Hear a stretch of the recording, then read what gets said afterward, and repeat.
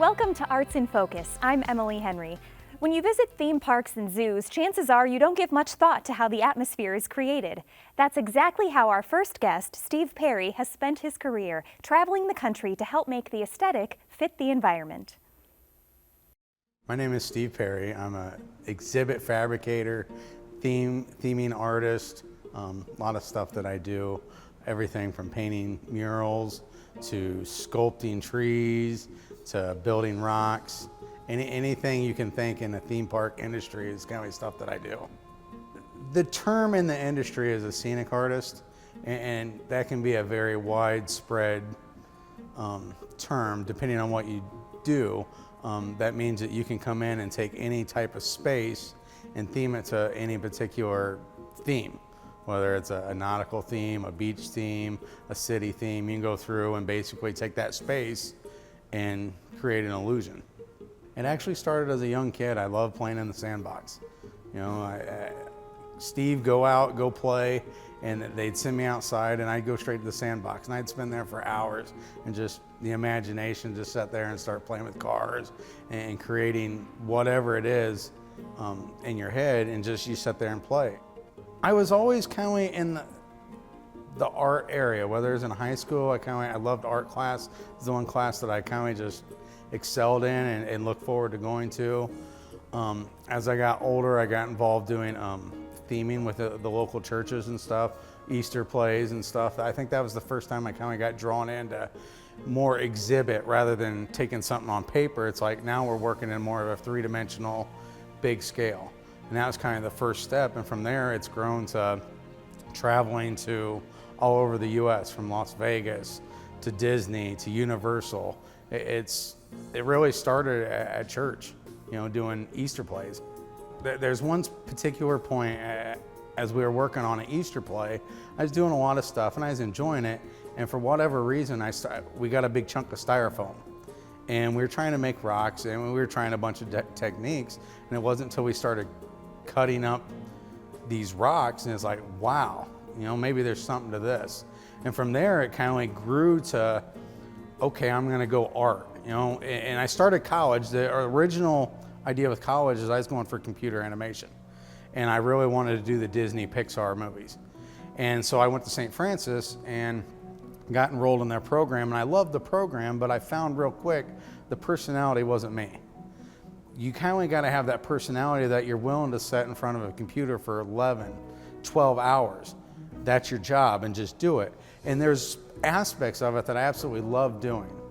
But then there's a part of it that's like, I don't like sitting here all the time. I want to be able to get out and do other things. And so I kind of, in my freshman year, I started looking into other things outside of the computer animation, but still, what can I do and stay connected to the computers? And my mom wanted a water garden. And so it's like, okay, a water garden, what can I do with a water garden? So I started researching and I found a couple schools online how to make fake rocks. And so I actually flew out to Arizona. It was over spring break, I believe, my freshman year. I flew out to Arizona and took a 3-day hands-on course on how to make a rock. And it sounds crazy, but from there it's evolved. I came back and I just started making rocks. And that's grown into volcanoes, into trees, into whatever you can imagine. It's whatever you want to make. Sky's the limit. Your imagination's the limit. My actual major is multimedia art, which is probably designed more for computers, but that's been kind of like my start point with everything that I do. You know, every cell that I go out and talk to somebody, I can show them exactly what I'm going to do. So from the very get-go, I'm sitting at the computer. So my degree and what I went to school for is very, very important to me. I've just evolved that's just kind of like the springboard to get the project off and going. Right now, what we're looking at is the Stingray Bay at the Fort Wayne Children's Zoo. This is a 3-phase project at the zoo where we've worked on a total renovation of Australia. The concept here was, this used to be the nocturnal house, but they wanted to come through and truly give the guests the experience of what it's like for these stingrays. It's not just an exhibit, it's a total environment, that this is the environment that they live in. They live within the mangroves, and so we had to go to the depths of showing the mangroves. So when you walk in, you feel like you are a part of their world. And on the flip side, you want to make it as natural as you can for the stingrays themselves. So as they're swimming, they feel like this is as natural as it gets in a zoo. So it's a win-win for everybody on why do you go to this extent for these animals. It's to create an environment for both you and the animal that they both enjoy. The hardest thing in doing something like this is making it believable. You know, when you come to a zoo, it's not necessarily believable, but at the same point, you want people to walk in and get wrapped up in the feeling that when you walk into Australia, you're walking into a 1960s beach town from everything you see. And not that you're overanalyzing things, you just walk in and you automatically assume this is a beach town by all the signs and props that we've placed, to where even though there's art all around you, you necessarily aren't picking up on every little thing. We've traveled all over the US getting props for this particular environment. We went thousands of miles just to make sure the props that we put in here are true to the space.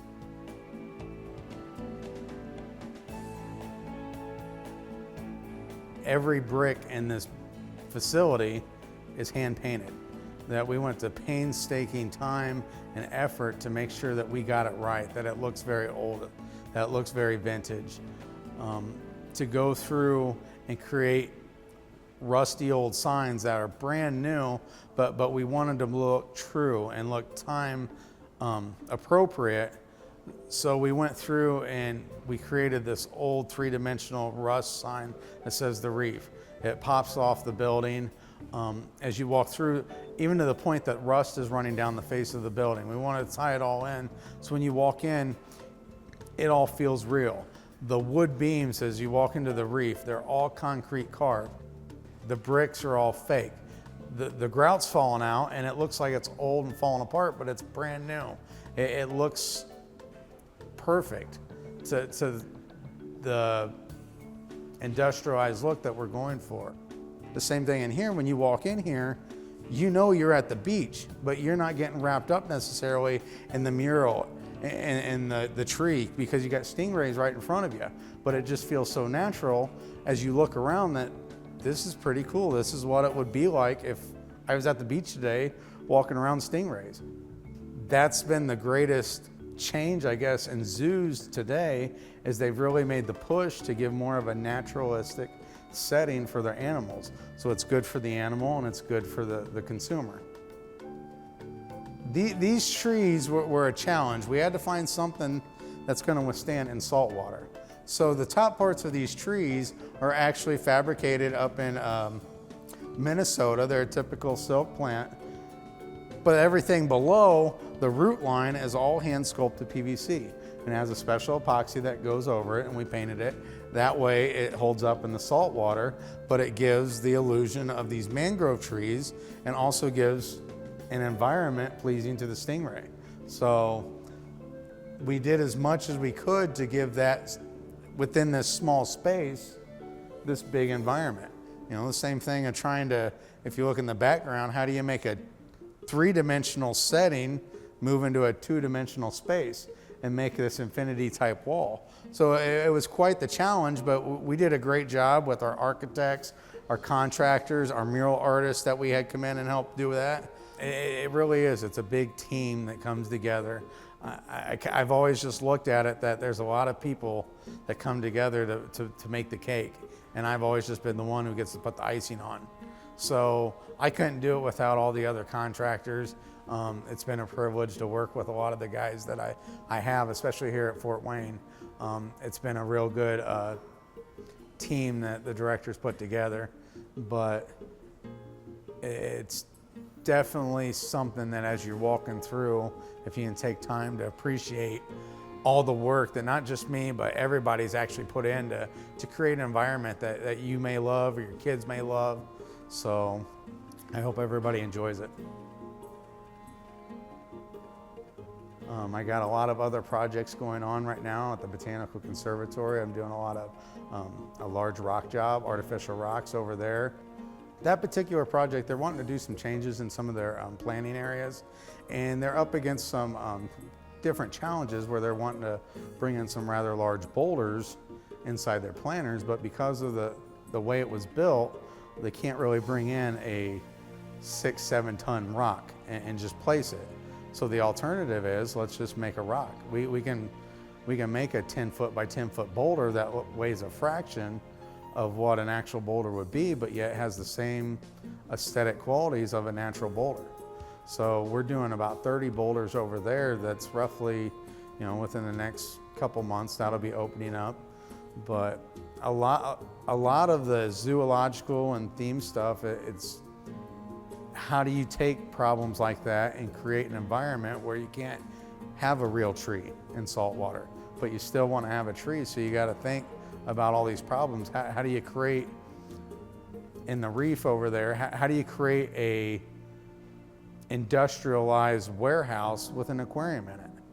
Things like that, and you got to look at every space, and it's almost like math. Everything's an equation, but you got to figure out, how do I solve this problem? There's a way to solve it, but you got to put all the pieces together, all the people together to get the job done. A lot of it, in a way, it's just been a sheer ambition of art, that I'm gonna try it. Whether it was a pencil on paper or concrete and steel, I'm gonna try it, and I'm either gonna mess up and it's not gonna work, or I'm gonna figure this out and make something really cool out of it. And so I guess it's just the ambition that I can take anything and I'm gonna make it look good. In my job, it's easier to say there's no tool I won't use, because you literally will use everything. When you walk in here, there's everything from epoxies to paint to concrete to stain,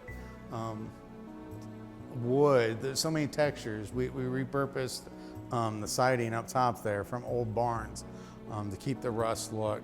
Concrete sculpting, you'll take typical trowels and you cut them up and make whatever tool you need, because it gives you a certain shape that you need.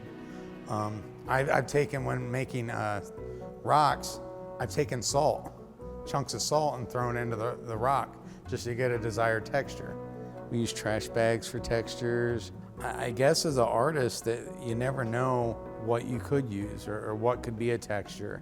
A lot of things, the typical sign right behind you, that is a board that snapped, and it's like, oh, this could be trash, and it's like, wait, that could be a sign. The way it's old and broke, and it to the typical person, it may be trash, but I can turn around and it's like, wow, that's the perfect piece.